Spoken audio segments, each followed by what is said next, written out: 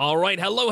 Cheerskevin here, and welcome back to AstroBlock. And a big thank you to Nick for suggesting in the last video that, hey, you should look at our RFTools' storage options because they are awesome, and you could set up a whole system with RFTools before we get to applied energistics and all of that craziness. But also, I discovered that, hey, you can use the RFTool storage blocks with our existing simple storage network. You can just add a link cable, and it will treat it as a storage area.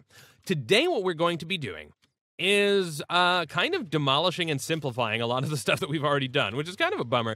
We made this crazy big pipeline that generates pyrotheum dust and a bunch of waste products in the form of iron and diamonds and overworldian matter and silicon. Excess blazing pyrotheum, which is great and all. Yeah, it's great and it's wonderful, but we're going to need some of the products of that, and we're going to need them in a bunch of different locations. We also have our lovely pipeline here that generates flux dust for us, which is fantastic. We had another pipeline that we spent a long time generating that generates emeralds over the course of a long period of time. Most of these start off with similar, if not identical, inputs, like dust generators, for example, cobblestone generators, and various sifting mechanisms and whatnot. And a lot of it is somewhat redundant. It's a little bit lag-inducing, but it also means that we've got to rewire a whole bunch of stuff all the time. And I think that it's time for us to change some of that. One of the reasons that this came up is that I was looking at getting us set up to do a lot of ore doubling, or tripling, as the case may be. We're not able to do the latest of the best of ore doubling, quadrupling, that we would be able to do with the pyro concentrator, because this requires nickel, which we don't have access to just yet. I believe we need to get to Jupiter to get that going. But we can at least get 3 for 1 out of our Desh ore, which is fantastic, but it requires cinnabar as an input, which requires some pulverized gold. And I was looking through and I was going, well, you know, we have plenty of gold being generated here in our autocrafter as one of these as a recipe, but it's not set up as something we could extract. We don't have an easy way of siphoning out the excess, and part of that is because this is set up as kind of a very long pipeline where the side products are siphoned off, but the intermediary products, even though we may have extra of them, can't really be easily extracted out. So what I want to do today is really tackle the storage system, and we're going to get into playing with some ender chests. We're going to be playing with the RFTool stuff, and yeah, just basically improving the heck out of this. We're running low. We've only got 24 potential empty slots in here right now anyway, but once we dive into RFTools, that problem is gonna go away. So let's get some compressed steel, because I had some stuff I was starting to work on. Let me clear out when we're because I started off looking at how are we going to do all the ore doubling whenever. Modular storage. This is a modular storage machine. It can store a lot of items and allows easy searching and filtering. You must insert a storage module item before you can use it. So that's something that we are going to need to do. We need a machine frame. Let's go ahead and craft up. We need some titanium. Where is my titanium? I think we've got it in. Yeah, there we go. Put that there and try again. Thank you. Give me what? Why not? Oh, you know about what? Where did you put my titanium then? Oh, no, this is titanium. That's where the confusion lies. Okay. Phew. I was going, oh no, maybe do I have to ordict this? I don't understand. Okay. Stupid me. Let's go ahead and build ourselves a machine frame. There we go. Let's build ourselves a modular storage. I hope we have, yes, we have all of the stuff for this. So, I'm going to figure out where we want to put this. I think we'll plan on putting it down. We'll put the first one down right here. And eventually I want to replace all of these obsidian chests with modular storage systems. Now, this is what this looks like. It's got you can put recipes in here. You can put, I don't know. I don't know. I haven't messed around with it a ton. I do know that we need to craft up a storage card before we can actually store anything on it. So the storage module. Now this supports 300 stacks. To do it, you need to start with tier 1, upgrade that to tier 2, then upgrade that to tier 3. So if we put this in here, the storage module is for the modular storage block. Blah blah blah blah. Let's go ahead and craft up one of those. Send that over. We're missing some quartz. Okay, fair enough. Okay, there we go. Got some quartz. Let's convert that all into nether quartz, and cool. Okay, so storage module number 1. Oh, I shouldn't have converted all of it. Oh, we're missing something anyway. What are we missing? Wait, iron? Really? We're missing iron? No, okay, we're not missing iron. I was going to say, that of all things, we should not be missing this. So this will already support 100 stacks, but we can do better. Tier 2 just requires some additional gold, and what are we missing up there? Just a chest. Okay, let's craft up a bunch of chests real quick. there. Go ahead, just give me a bunch of those. There we go, 12. That should work. Tier 2, there we go. We've upgraded that. Throw that in there. And now, can we upgrade it to Tier 3? That's an open question. We need some gold blocks. So let's see if we can do that. Okay. This is why, yeah, we really need a system to extract gold, because gold is a thing that we could use. We could make use of. Let's put that in there. And then we need some redstone blocks. There, one of those. And now can we do this? Almost. I just need 2 more blocks of quartz. Cool, I have some of those coming on up. And there we go, block of quartz. And now we have this tier 3 storage module. And if we put this in here, there we go, now it's installed, and now we could chuck stuff in here. And it's listed, and we can search for it, and we can do, yeah, sort on name, don't show groups, compact equal stacks, blah, blah, blah, blah, blah. We're using 2 of 300 stacks, and that's all cool and great and whatnot. Let's go ahead and take that out, because I actually don't intend to use these by right-clicking them at all. What I intend to do is to use our link cable. Yes, we have a bunch of storage link cables. Cool. Let's go out here, and have we sealed this off? We should probably seal this off. Let's plan on doing that. Where is my dank null? I think I put it away. There we go. Throw you there. Oh, come on. And seal that up. So what we can do is place this link cable here, and then just to verify that this works, I'm gonna go ahead and put in. Let's put in our dungeon locator. Because that's something we know we only have one of. And now if I go to the crafting table and I go dungeon locator, it is in there. So we can still use simple storage networks, but use RF tools as a place to give ourselves a lot of space. And now if we see we have 331 available slots, and that is fantastic news. So now the next step of this is to take some of these. I mean, now that we've got ourselves a fair bit of wiggle room, even with just this one, that basically replaces most of our issues. At least for a while. The next step that I want to take, though, is I want to craft ourselves up some ender chests. Now, there are a couple of different, let's see here. Ooh, ender monitor. There you go. So an ender chest from Ender Storage. Now, this one is special, and people who play modded, I'm sure, are very familiar with this, but let's see. Oh, we can craft one up right now. Cool. Let's craft up another one, too. So the cool thing about Ender Storage, or the Ender Storage Ender chest, is that we can label these. So there are these 3 things, and we can hit them with a die. And basically, we can have separate ender chests based on each of the colors, or each of the sets of colors. And I'm wondering, am I going to break this because of lack of silk touch? Okay, cool. I can still break. Yeah, nice. Okay, so it's not awesome. We have silk touch on this anyway, so never mind. We haven't demonstrated that then. Okay, what I would like to do first is let's use an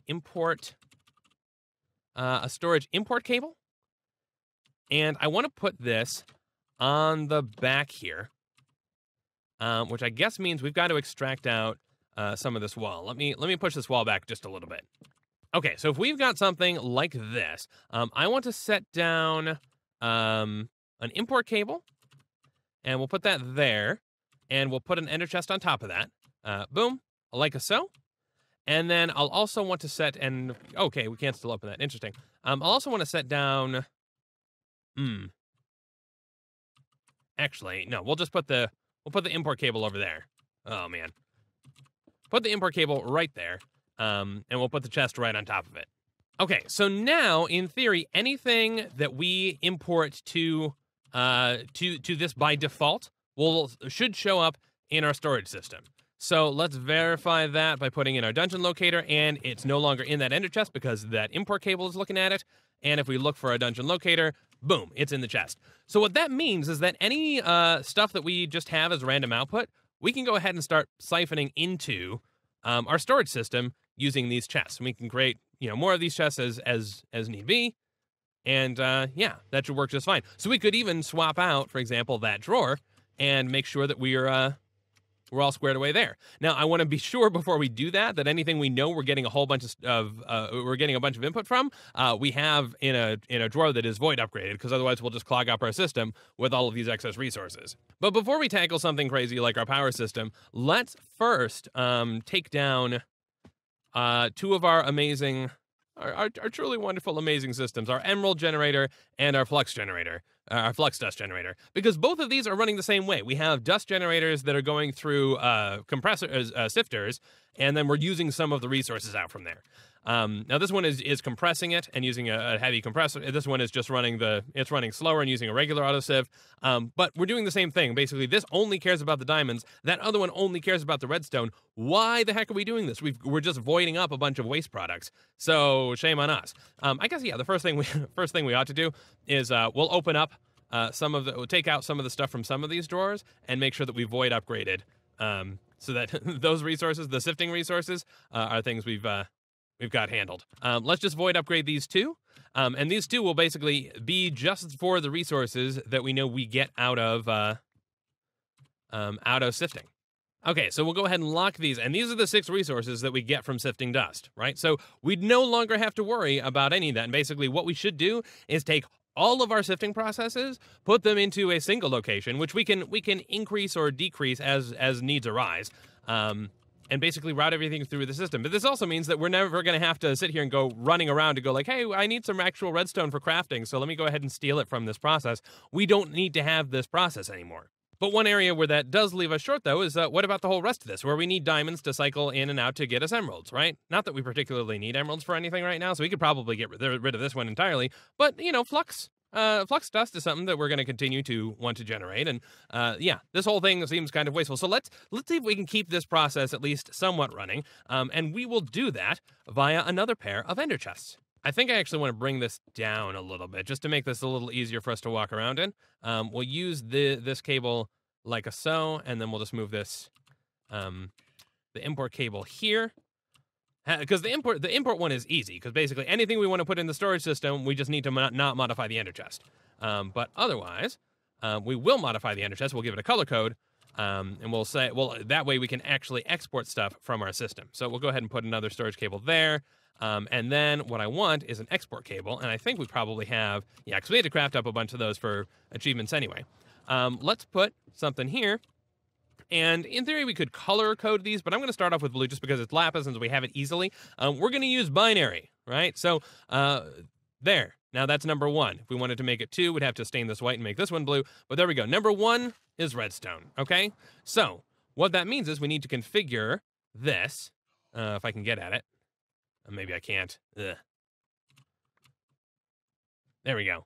Okay, so I'm going to tell it that it should import redstone. And now if we look here, yes, it is indeed inputting redstone into this ender chest. Okay, so it's pulling stuff out of our storage system and throwing it into this ender chest. I don't know how laggy this is going to get. We're going to find out together. It's going to be a fun little adventure for all of us.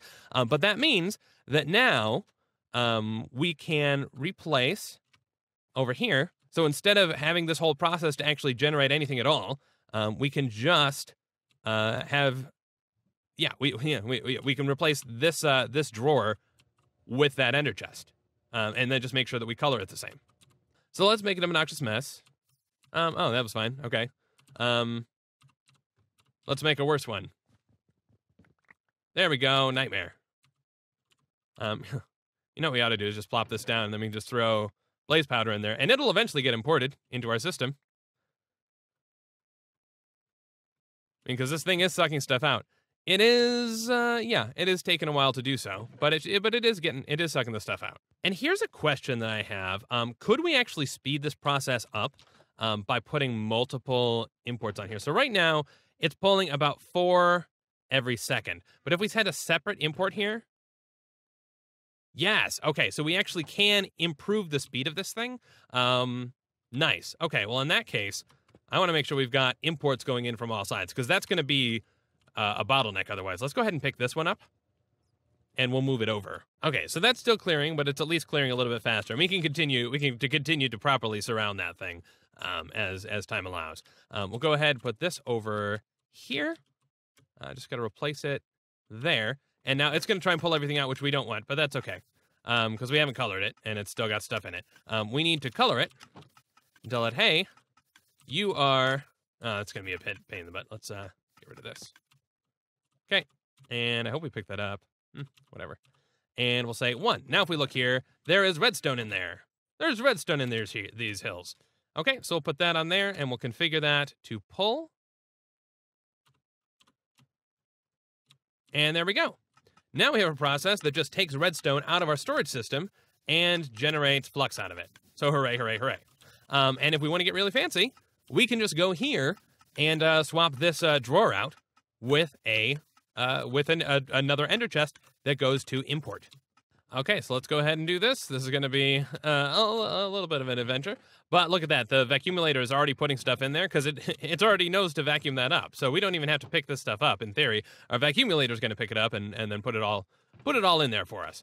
Which means that the storage system should be able to go ahead and inject it into our base, or into our proper storage system. If we look over here, I did put this in here to make sure we void upgraded it. We've got 99, 115, it's 131. It's all collecting.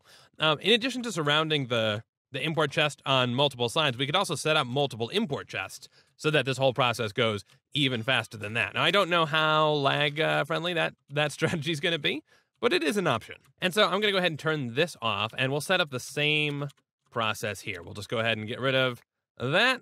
Oh man. We'll get rid of that. And yeah, we're going to be able to get rid of a lot of stuff here, which is great.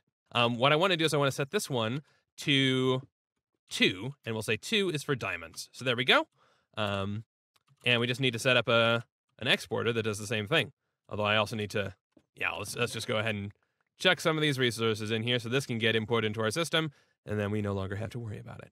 Okay, so we'll go back here. We'll set up another export. I kind of just want to put that one there. I think we can just do that here. This is going to get kind of ugly, but that's okay. We'll put this here. No, sorry, I want to put an export cable down. This, and then another chest. And actually, we should configure the export quick. So this export should be for diamonds. Okay, well, whatever, that's fine. Then we'll put an ender chest, and we will color this.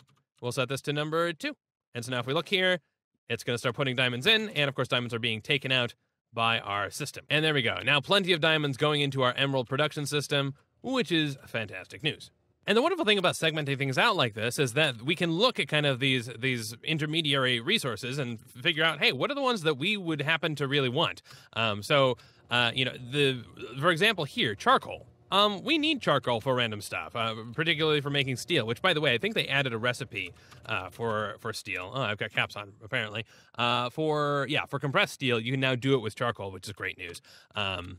So hooray for that. But that means that, hey, just a simple farm like this with the hopping bonsai into a furnace would be incredibly useful. And so rather than having this as just an input into the system, well, we could go ahead and swap this thing out too. All right, so I'm just going to set up another chain here, and this one's just going to be for our tree.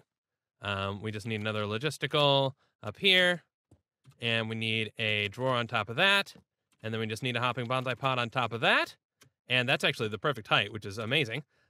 Just some dirt in there, boom, and of course we could make this thing shorter by angling stuff, but hey, this works for me. Let's make sure we've got some oak in there just to make sure that gets locked to the right thing. Go ahead, pull out some oak and throw that into here. Oh, didn't mean to do that. Whatever, that's fine. And lock that up. And now we should have charcoal coming. Well, we need a flux point, don't we? And it's at this point that we start to realize one of the issues with our storage system, and that is I went to make a flux point, went to make a block of redstone. We don't have any redstone at all in our system. Which on the one hand is good because it means that it's being used to generate our flux.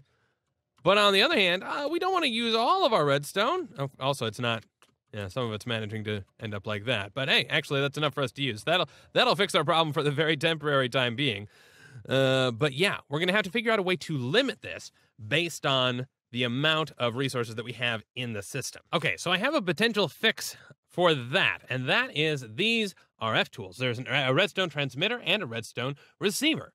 And these apparently will work across dimensions, across any distance, but it will allow us to set up redstone, and that's amazing. So what we need to do then is swap out some of these things. So let's go ahead and take a drawer. We'll just take a plain drawer because we need to be able to, actually, we need another item from our, no, never mind. I just misclicked. RF tools. We need another item And this is the inventory checker, which we were using to craft our flux anyway, because we needed to know whether or not to fire the dropper. There we go. Inventory checker, redstone signal, if the amount of items exceeds a certain value. So this is a way for us to check, hey, do you have a lot of stuff in the inventory? If so, great. And I think we'll probably want to invert this, but let's go ahead and bookmark that as well. We're going to need to craft up some of this. What we need to do is basically take the flux out of this 4x4 drawer, and we should be able to do an inventory check against a 1x1 drawer. If not, then my plan goes to all heck. But, well, I mean, we'll have to work around it, that is. Let's go ahead and tear this down. There we go, thank you. And we'll put a basic drawer here. And I will take some flux out of there. And put the flux in there. And lock it. Cool. Okay. Then we can unlock this and take the rest out of there. And inventory checker. All right. And yeah, I grabbed the smart wrench because it offered itself up and figured, hey, why not? Put that there and make sure tell this that we want to check. Well, slot, we don't care. Actually, let's plop down a little bit here, just so that we can at least see the signal coming in or out. So this is like this, and we'll say if the amount, there's no reason for us to have to do this on the system right now. I mean, we're just testing it. Let's test this elsewhere. Okay. So what we want to do is basically just measure how much of a thing we have in the system, right? And it doesn't matter even what we're measuring. We can measure charcoal for all we care. Let's plop the inventory down, the inventory checker down like a so. Nope, not quite like a so. Let's point it away, thank you. And, okay, fair enough. And then we'll put a bit of redstone down here so we can see if it turns on. And right now it's configured, okay, yeah, I don't care. 1, if you have more than 1, please let me know. 26, so that's not working. It is possible that it's only going to work out the front face, which would be kind of a bummer, but also not the end of the world. Let's see here. Redstone. Well, yeah, we've put most of it in there. Let's see. No. Okay, we're not getting any. There's 26 in there, and yet it's not counting it. Slot 1? Aha! Okay, slot 1 seems to be the thing. And if we take stuff out, it turns off. Okay, cool. Let's see if we can put this on the side now. Or the back of it, I guess, would be ideal. But, we'll take what we can get. And there. And redstone me, please. There, and we have this set to look for just 1. Yes, okay, so we can do that from the side. Can we do it from the back? So it's just that we need to take it from slot 1 and not slot 0. So that's probably just an idiosyncrasy of the storage drawers. I need to move this, actually. Actually, can I rotate this with the smart wrench? Probably not, but yeah, no, okay. All right, so rotate this, and redstone out the back. And if we put 1 in here, boom, now we have that. Cool. And just to verify, we could do this like that, and then it's going to say no unless we happen to have charcoal in it, right?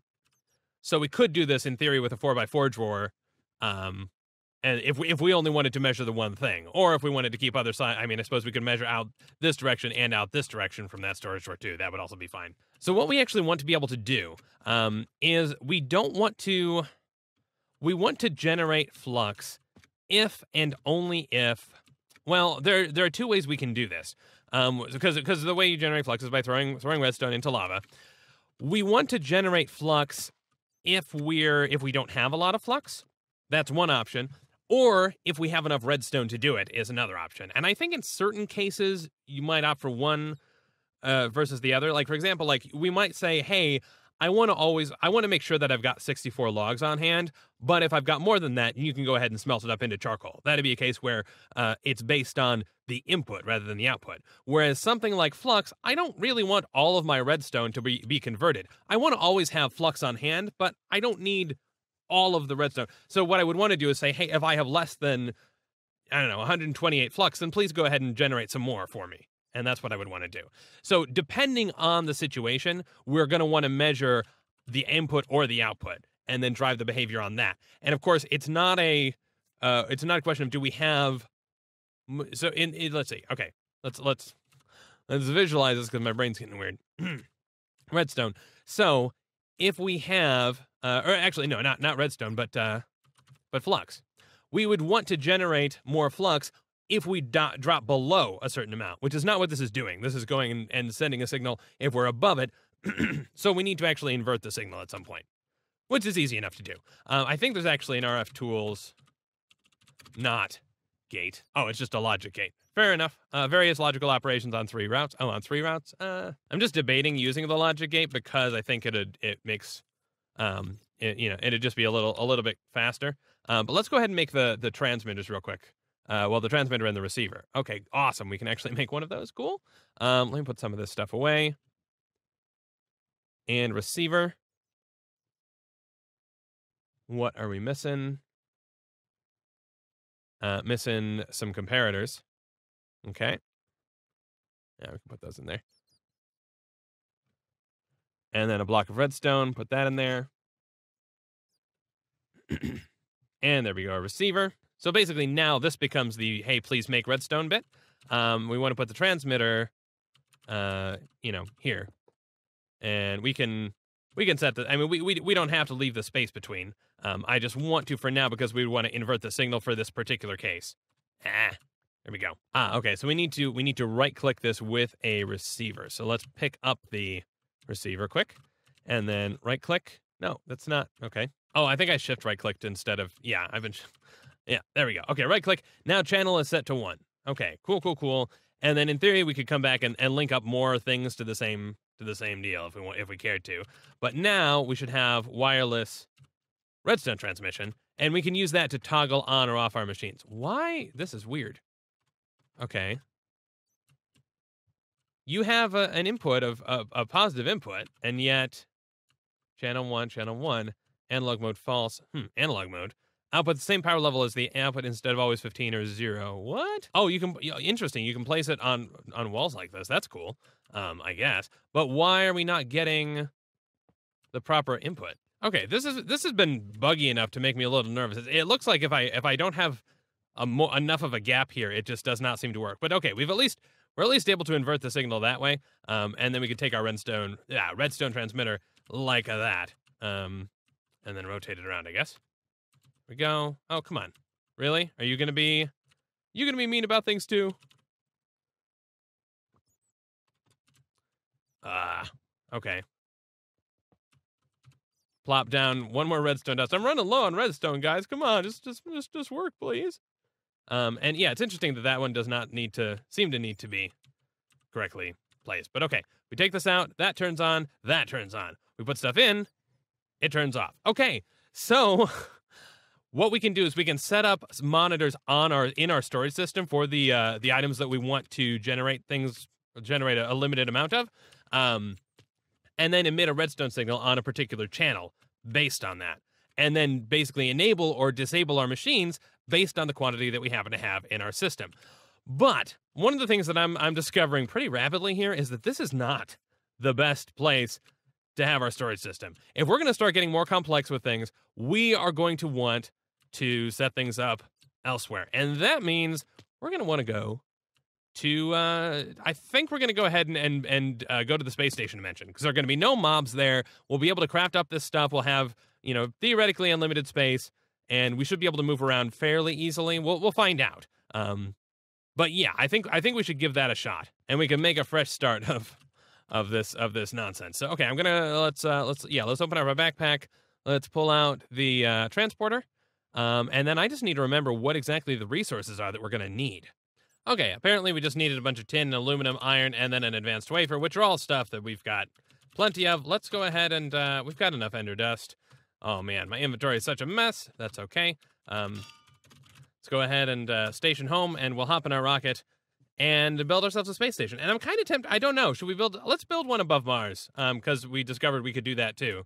Plus I think it was cheaper, wasn't it? Okay, tier 2 rocket. We've got the tier 1 rocket. Did we craft a tier 3? I think you needed, we've only crafted the tier 2 thus far. That's fine. Let's go ahead and, we don't need those no mores. All right, hop up here, plop down our launch pad.